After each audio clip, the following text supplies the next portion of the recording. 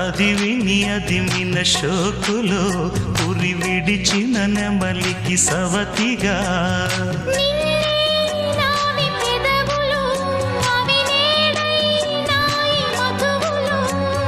రెండు నాయి తనువులు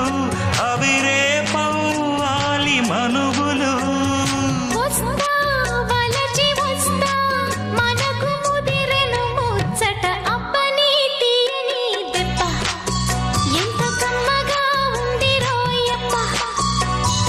అమ్మ నేనున్న నీ బుగ్గ